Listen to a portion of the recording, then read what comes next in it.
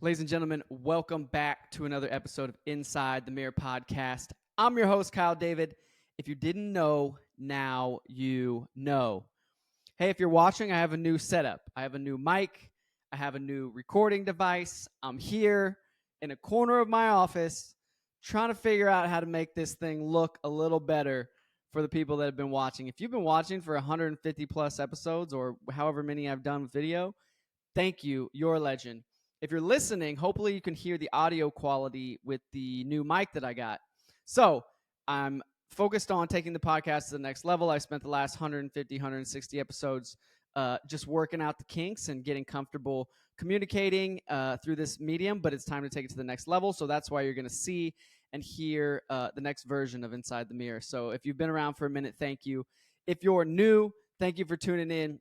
The whole purpose of this podcast is for me to share my journey, my story, things that I believe, and bring you things that I'm passionate about, that I'm learning, or that I have found to be helpful in my own life. And sometimes just banter about things that may not be always front of mind for you, but they're front of mind for me. So anyways, thanks for tuning in. Let's get right into it. Today, I want to talk about something that if you know me, you know this is something I've become very passionate about over the past year and a half, and that is red meat, right? If you're new, you're like, what? This guy's talking about red meat?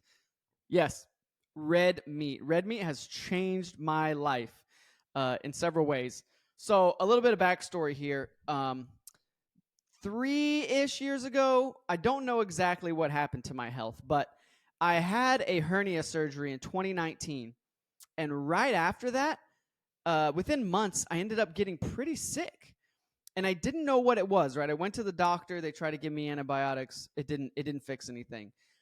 And so this continued. I was having massive headaches and brain fog and bloating, and I felt depressed, like massive depression, to the point where one day I was walking around my neighborhood and I literally was like, I should just die.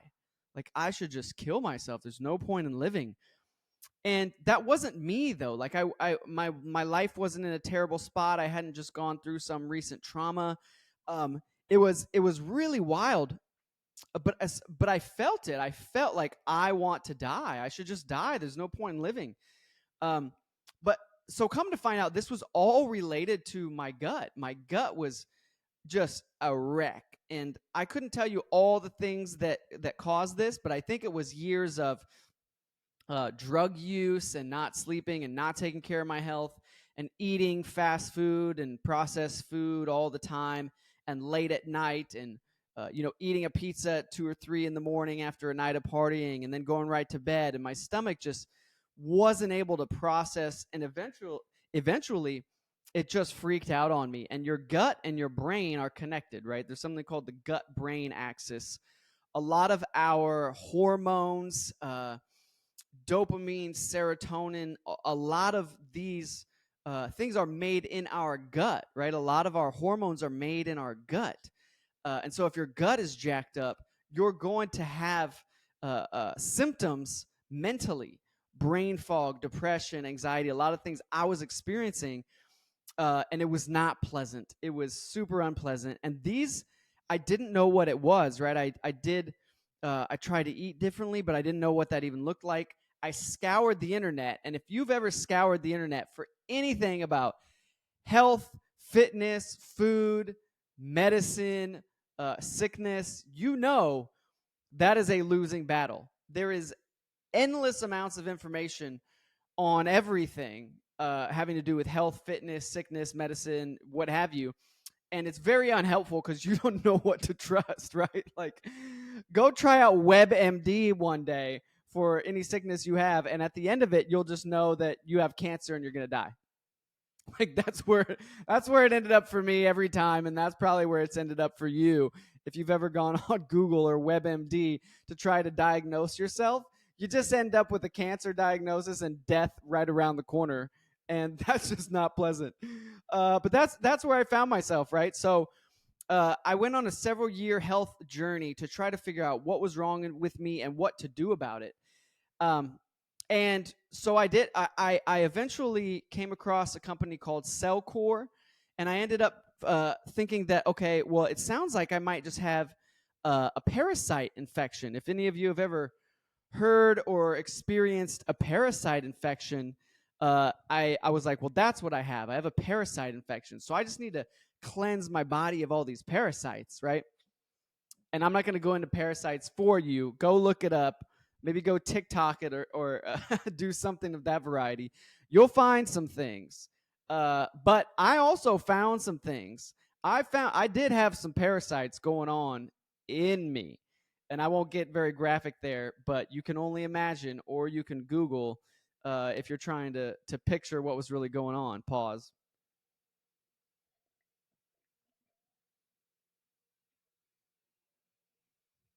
If you're watching, you just saw my AI powered camera follow my face. Pretty cool what's going on these days with technology. I have this AI powered camera. It's a 4K AI powered camera, and it follows my face wherever I go. Pretty wild. Anyways, regardless, so I went through this parasite cleanse, and I was like, cool, that must have been it. Felt pretty good for probably another 12 months, and then I felt it again. Brain fog, depression, bloating, couldn't eat much. And I'm like, what the heck is going on? It's not just the parasites, because I took care of those and I still don't feel right. Well, if you dive into gut health and a lot of things that Western medicine won't tell you, is there is so much going on in your body that we don't necessarily understand, or we don't get taught, I should say, in like the Western medicine world. So if you go to your doctor, they're going to give you antibiotics, they're going to put you on some pills, and that'll be it. But you're never going to deal with the root cause. So, anyways, after a lot more research and digging and searching, I started coming across what a lot of people recently have been coming across, which is the carnivore diet, right? The carnivore diet. It's eating literally just meat, right? Meat, chicken, bacon, beef, mainly beef, but any other types of meat. Cutting out all fruits, vegetables, carbohydrates, processed foods, anything to heal your gut, right? It's a pretty intense elimination diet to try to heal your gut. So I embarked on that journey and I was like, I'll try anything, right? I felt terrible. I was like, I will try anything. And so I think it was February, March, April, February, March, April. I think it was March, April, May, June, July. Yeah. So I think it was March of 2023. I set out and I started eating only meat. It was meat, salt, water. That was it. Meat, salt, water. I had nothing else for the next 4.5 months. Meat, salt, water. Every meal, every day. I was eating 2 or 3 times a day. Intermittent fasting. Most of the time, lunch and dinner, a pound of ground beef with salt and water. That was it. And within a month and a half, I started feeling better, which was wild, right? I was like, wait a minute. I've only been eating meat for a month and a half. Oh, what happened? Come back, camera. My AI camera is going crazy. Come back here.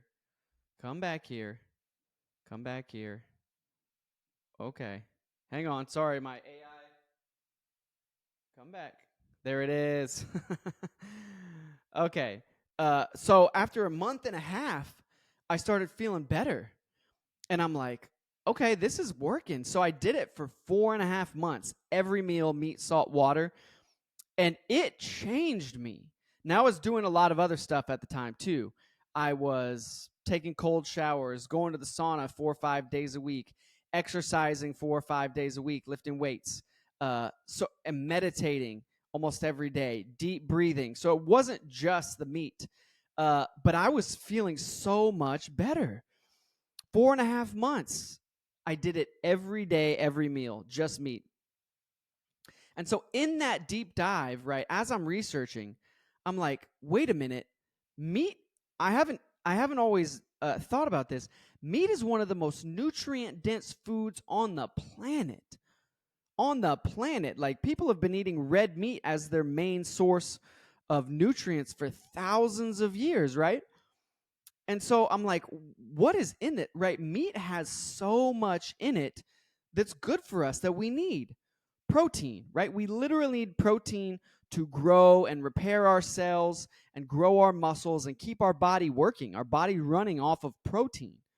iron. Like we need iron to transport oxygen through our blood. So this is what I'm learning on my deep dive into meat. Zinc. We need zinc for our immune systems to heal from wounds and sicknesses and to help our DNA repair. B12 vitamins. B12 is literally essential for our nerve function and for our body to produce red blood cells. Selenium. This is an antioxidant mineral that plays a role in protecting our cells from damage. Our body is a bunch of cells, right? We're made up of cells. Selenium. Phosphorus. Phosphorus helps with our bone health, our energy, our metabolism, our DNA. Creatine. If you've heard anything about creatine, it's literally the most researched supplement on the planet for like the past 50 years. Muscle repair, energy production, brain health. Uh, the list goes on. Vitamin A. We need vitamin A for our vision, for our immune function, for our skin health. Vitamin D that we can also get from the sun. Bone health, immune function, just overall well being is vitamin D. Magnesium. Magnesium's involved in like physiological processes, muscle function, nerve function, our blood, our glucose control, our glucose levels, our bone health. Potassium. Potassium is an electrolyte. If you've kind of been getting into the health sphere, you need potassium. You need electrolytes. This helps regulate your fluid balance, your muscle contractions, nerve signals in the body. So those are like meat is just packed full of vitamins, minerals, and nutrients that you need that are critical for your health, right? And I'm like, why did I not know this? And then as I've gotten into red meat and this whole lifestyle, health and fitness, and a lot of red meat being the foundation of my diet, I'm like, wait a minute, why is this not being told to us by mainstream media, by the mainstream health space, the government? Why are we told actually to limit red meat? Why are we told to not eat much red meat? Harvard comes out with this study recently that says red meat, what did they say? Red meat is linked with heart disease. What was it? Red meat is associated with a higher risk of diabetes. Like, why is red meat under attack? Like, the more I found out and researched red meat and then implemented eating a ton of red meat, my health has never been this optimal. I've never felt so good in my entire life, like physically. So, like, experience tells me there's something to this.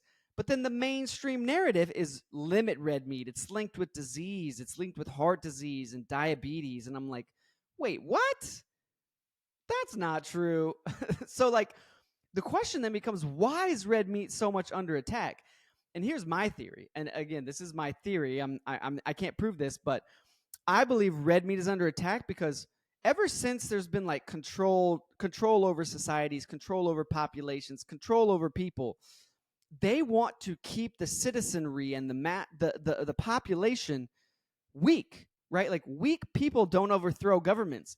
Weak people don't think for themselves. Weak people don't make change and push back against the control, the centralized control structures of government, of money, of the health systems.